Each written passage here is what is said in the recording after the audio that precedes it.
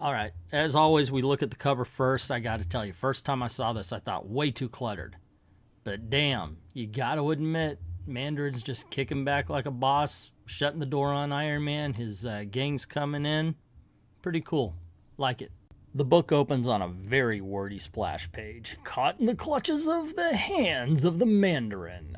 We see the Mandarin over what is this, a crystal ball of some sorts? I pity you, Iron Man, for though you do not even suspect my existence, you head the list of those the Mandarin has vowed to destroy, and the Mandarin never fails.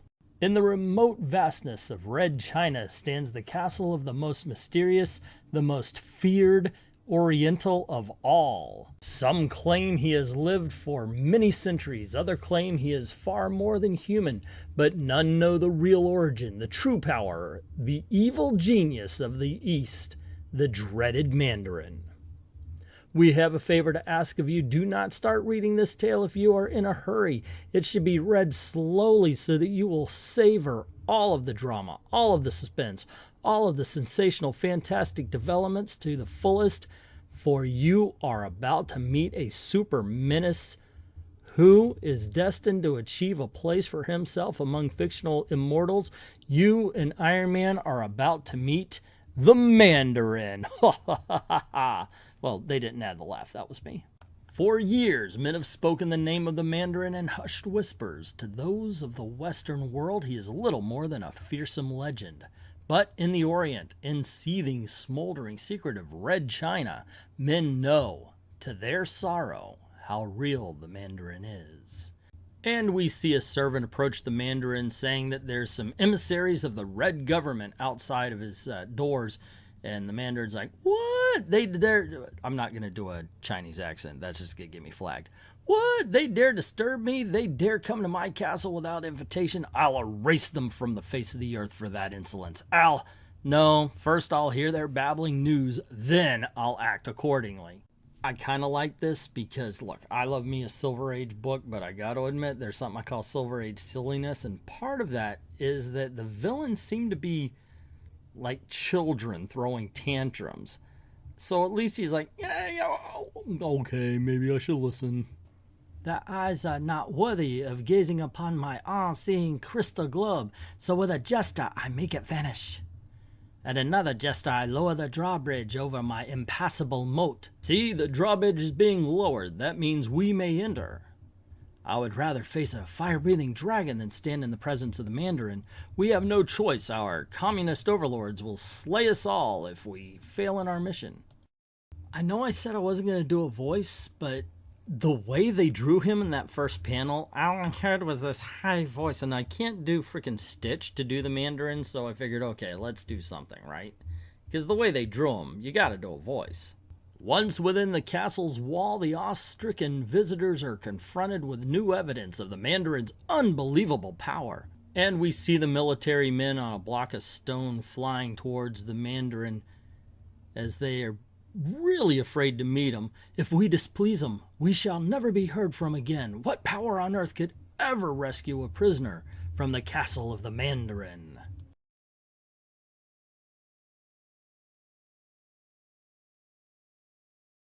We cut to Tony Stark removing his armor, then secretly entering his private sanctum by means of an underground passage. Iron Man quickly changes into his other identity. We see Tony Stark thinking to himself, or talking out loud actually, that he can't make some sort of employee dinner where he's supposed to make a speech, but as he walks out, he's told that everybody's looking forward to him being the guest of honor, and Tony says, well, I can't actually make that. And when he sees Happy Hogan, he tells him, so I'd like you to attend the dinner in my place, while Pepper Potts is looking at Tony saying, can't wait till the boss sees me in my new hairdo and makeup. And I'm thinking maybe a dress, or at least a pantsuit. And being the silly 1960s dame that she is, Pepper Potts sitting back saying, just my luck, Mr. Stark hasn't even glanced my way yet, even though there's about to be an incident because the guy that said, hey, we'd love to have you tonight at the party is all ticked off, and he's bad-mouthing Tony Stark until Happy Hogan just punches him right in the jaw. If you don't love Tony Stark, the love's going to be beaten into you. And understanding that there might be a lawsuit, Tony Stark decides to chastise Happy Hogan. You ever pull a stunt like that again and you're through here. You understand? Any employee can talk to me any way he wants, and if he does get out of line, I'll handle it my own way. I appreciate your loyalty, you big clown, but we don't settle things with our fists at my factory. And of course, seeing the assault sets Pepper Potts off. Men, a girl spends all day at the beauty parlor getting a new hairdo and covering her freckles. Freckles? Is that how you spell freckles? Am I really reading freckles wrong? But do you notice? No, I could look like an old dish rag for all you'd care. And Tony's like, Pepper, for heaven's sake, I didn't even know it was you. You're beautiful. And Happy Hogan's like, I kind of liked you the other way and I was having fun assaulting people. Hours later, an unmarked jet flies a hazardous route deep into the interior of Red China with one of the world's most colorful adventurers aboard. That's it, Iron Man. Good luck, fella. We see Iron Man drop out of the plane. I don't know who he is, but he sure has guts to spare. Yeah, if I ever saw a suicide mission, this is it. And Iron Man worries that he's seen fallen and that people will search for him when he lands. Cut to a bunch of red Chinese oh dear lord. Okay gang, let's remember the time this was made in. And yes, of course, big old communism is the villain, but yeah, we gotta talk about a little bit the way they were drawn. And here's what we're gonna say. I didn't draw it. It was done in the 60s. Lay the off, okay? Back off. Calm down. Put down the Twitter. Put it down. Put it down. Okay, now let's watch. We find out the soldiers did see Iron Man fall and they were going to go search, but one mentioned that a chute never opened and he's probably dead. Causing the other soldier to say, the bungling democracies cannot even make chutes that work correctly. Once again, I added the laugh. But the smug officer would soon change his mind if he could see the newcomer who had fallen on his soil now. There. I waited till the last possible second before applying my power jets. Anyone who saw me is certain to think I fell to my death here in the hills. And then, after long hours of walking through the dense underbrush of the winding mountain trails, there it is, where the CIA said it would be, the castle of the Mandarin. It's only a model. Then, before Iron Man can make another move, an advanced patrol of the Mandarin's private guard attacks him from behind. But this is no ordinary foe they have challenged. And we see Iron Man just tearing right through all of the soldiers. But how do you stop a man with iron fists, transistor-powered muscles, and jet-swift speed? The answer is, you don't, unless you have far more power and skill than the 5 simple soldiers who have dared to tackle one of the mightiest human fighting machines of all time. Iron Man takes a little time to check his energy gauge. The reserve power level is falling. Must be a short circuit somewhere. But I've no time to stop and fiddle with it now. It just means I'll have to finish my task without wasting a minute and make my way back before the power runs out.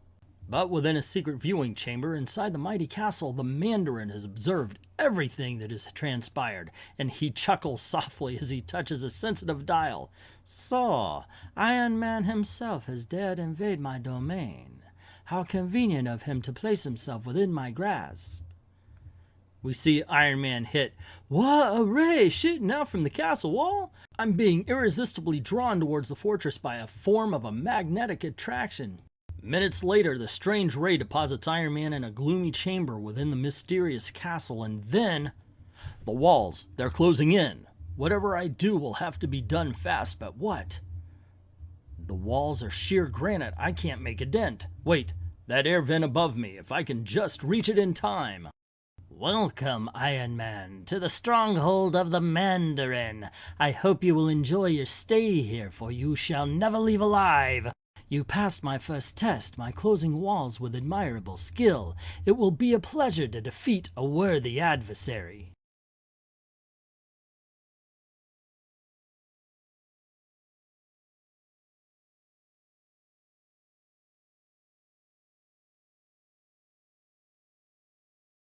The Mandarin fires a beam at him and Tony responds with his own chest repulsor. Look, you weak apology for Genghis Khan. Iron Man could take anything you can dish out, and lots more. Besides, my Ultra Beam chest light can dispel any ray of less than cosmic intensity.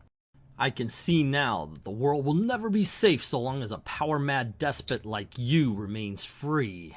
So I'm going to make sure that you can never menace anyone again, or I'll die trying.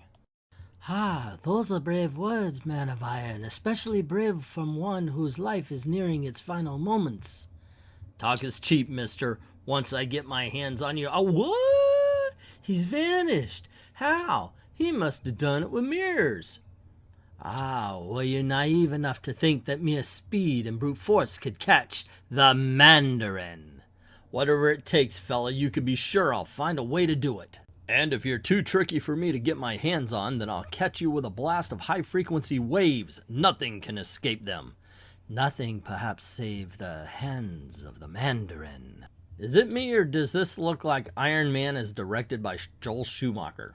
They both fire their rays, canceling each other, and Iron Man's like, his hands, rings on each finger. They must represent a different weapon, a different power. He's even more dangerous than I thought. I'm starting to get the idea that Iron Man thought he was going to just go beat up on some regular guy. Iron Man reels. I've got to turn the volume down. He managed to amplify the sound and turn it back against me. Just in time, it almost deafened me. And now, what? I can't move. I'm frozen in my tracks. A simple matter to accomplish for one with a paralyzer ray. The hands of the Mandarin have 10 fingers, and each one is a mighty weapon in itself. But the mightiest weapon of all is yet to be revealed. I shall toy with you a while longer. Meanwhile, back in the States, Pepper Potts decides to make a phone call. If Tony Stark isn't going to take me to the employees' dinner, I'll get another escort. Anything's better than sitting at home alone. And speaking of anything, hello, Happy. Who are you taking to the dinner tonight? She belongs to the streets. And so Happy says, okay, cool, I'll pick you up right away. And Pepper's like, dunce. And then Happy's like, hey, I hope the boss stays away because I'm going to be hitting on his girlfriend. But Happy Hogan's frivolous words would turn to ashes in his mouth if he could suspect the true plight of his missing boss right now. We see Iron Man coming to from the effects of the paralysis ray. Mandarin's giving him some praises. And Iron Man says, if you didn't try to finish me off while I couldn't move, it's only because you have something worse in store for me now. So, skip the sweet talk and let's get on with it. Mandarin electrifies the walls so Tony Stark cannot make his escape. Now you will learn what I have been saving you for. It's my favorite pastime, and a most deadly pastime, and so Iron Man, prepare to meet your finish at the hands of the greatest karate master the world has ever seen. He splintered that iron bar like a toothpick with a single karate blow. Which begs the question, has anybody else brought up the fact that the Mandarin has super strength? Just saying, not to bend steel, but to actually crack it. That is strong as hails. Just saying. So the two begin a physical confrontation. Iron Man's worried about him hitting his armor and the fact that his energy is depleting. And finally, the Mandarin catches his blow and pushes the fist away. Tony figures out that the Mandarin has messed with his armor to make him think that the Mandarin was stronger than he actually is. He turns. Mandarin mocks him for trying to look for a place to escape, but Iron Man thinks to himself, I'm not trying to escape, I'm trying to think of a plan. The Mandarin approaches Iron Man. He's getting ready to finish me off with a final karate blow. Well, one thing's for sure, if I cash in my chips, there'll be no Christmas bonus this year for poor Pepper and Happy. I've toyed with you long enough, Iron Man. Now the Mandarin shall strike. So, for some reason, the Mandarin gives Tony Stark time to look into his little ARM computer and figure things out. Weak American, so great is your fear that it drove you mad, but even madness cannot save you now. Maybe you should have just punched him, Mandarin, just saying. Iron Man was able to figure out a way to block the Mandarin's blow. Arrgh! Who's laughing now, son of Jim? The Mandarin falls unconscious from the pain, and Tony Stark turns and runs because, I kid you not, this is the dialogue. I would stay and finish off the castle and the Mandarin, but my pickup plane should be overhead right now, and if I'm not there, he won't wait. You could have curb stomped the man on your way out. Anything. Ram his head. Look, you could have run away dragging his body behind you. Face down? There's so many things to have been done. And we see Iron Man flying towards what looks like a commercial jetliner. I don't know if you're catching that one, dude. Not long afterwards, while a mighty jet lands at Idlewild Airport. Gosh, Pepper, you're a living doll. Don't stop, boys. I love it. Yeah, no kidding. She belongs to the streets. But before Pepper Potts goes all vivid video on some fellow employees, Mr. Stark walks in. Mr. Stark, you made it after all. I attended to my business sooner than I thought. What attending? What did you do? You went over, you knocked Mandarin out, and you ran away. Was your job just to go annoy someone? So Pepper and Happy have thoughts of what Tony Stark might think of them as a couple, but Tony Stark's thoughts are miles away, halfway around the world to where the Mandarin sits, wondering when and where the powerful Oriental menace will strike again.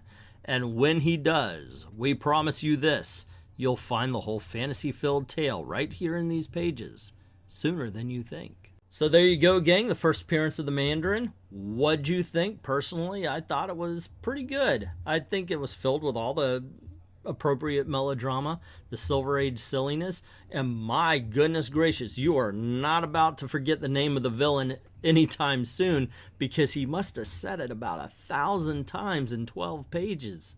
Oh, the Mandarin, the hand of the Mandarin, the computer of the Mandarin. These are my Mandarin shoes. Have a Mandarin orange. It was just every freaking panel. Oh, the Mandarin, the Mandarin. They just kept repeating the name ad nauseum. But once again, it made it memorable. What you gonna do? Anyway, let me know what you think in the comments below. Don't forget to click like, share, subscribe, ring the notification bell if you haven't done it already, and click on one of the videos popping up here. You know what? I'm gonna probably put up the Scarecrow video if you haven't seen that, or maybe Iron Man, something along the Comic Origins line. So check one of those videos out as well. I think you'll enjoy that. And also, don't forget to comment. It helps out the algorithm trying to build this channel back up. Thank everybody who's already done that. To everyone, all of the true believers, thank you very, very much for watching.